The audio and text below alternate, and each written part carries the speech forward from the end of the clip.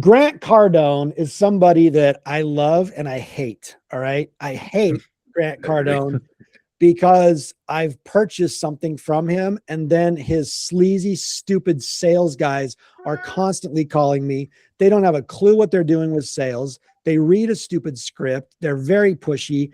And because of that, I vowed that I would never buy another product from Grant Cardone again. Okay. Just letting you guys know, but I watch him. I love him. He says all the right things. I get a lot of good information from him, but I think his sales tactics are absolutely crap. But he openly says that they are. And here's his philosophy. The better you are at marketing, the less better you have to be at sales. So his point is, if you constantly have a constant flow of leads coming in, you don't have to be as good at sales, right?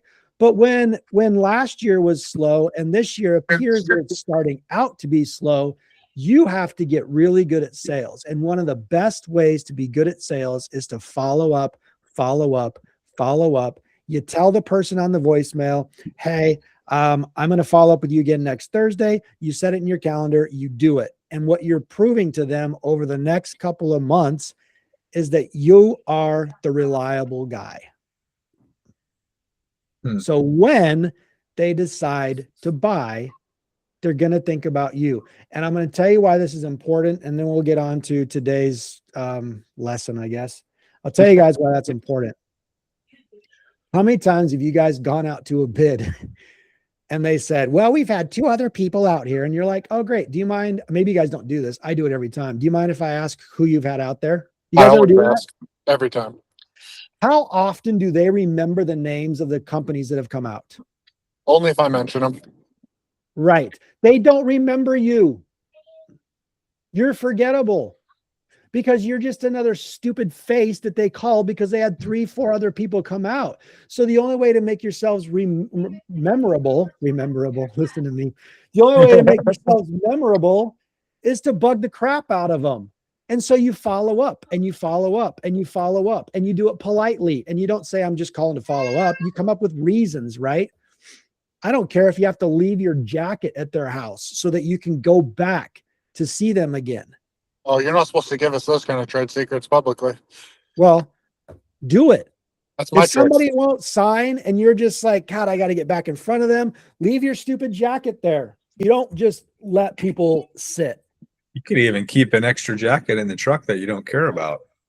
Leave that one in case you don't get it back. I really hope we all leave our jackets at the same customer's house someday. Goodwill will be happy. Listen, it would be fun, right? If everybody started to get really good at sales and started to really work the leads that they were blessed with and work them until Zig Ziglar, as I swear to God, he's like my adopted father, and he never even knew me. My wife and I were actually talking the other day because I've never lost somebody to death in this world that made me cry. Okay.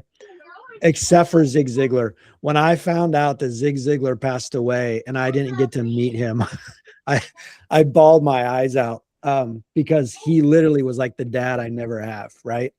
Zig Ziglar is famous for saying, I'd rather have someone kick me out of their house and tell me, no, I'm not buying from you, than to walk away and wonder. Obviously, you don't want a reputation of being so pushy. And his point was you can't be pushy, right? So if you're very, very, very, very skilled in sales, you could stay in that person's house long enough to try to persuade them to make a decision. However, my brother-in-law, Greg, if you did that to him, he would put you on his refrigerator as to never hire you again because he needs time to marinate.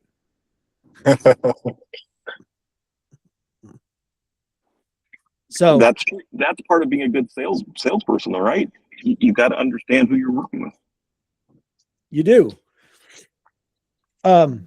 So if somebody's just like, I've had some people like, dude, we never make a decision on the first day. I'm like, that's cool.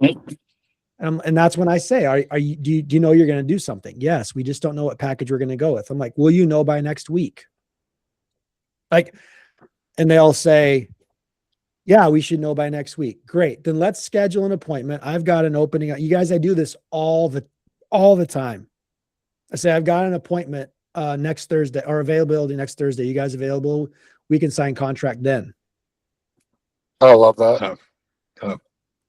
And normally what they'll say is like, I'm like, yeah, we're available. God, you're really going to make us talk about this, aren't you? And I was like, well, look, yeah, I mean, let's either do it or don't. Right. And they're like, yeah, agreed. And so then you can walk away from their house and you can know, I don't have to think about this project because I've got a signed contract next Thursday. The only thing that can ruin it is they can call me, which is very difficult. They don't want to do that. I'm telling you guys right now, nobody likes to tell you no, right? They're going to have to call me and cancel the appointment because they don't want to do the job or something came up. And sometimes they'll call, and they've done this before. They're like, dude, I know we're supposed to meet, you know, can we reschedule for Friday? That's even better because you know now that they want to sign.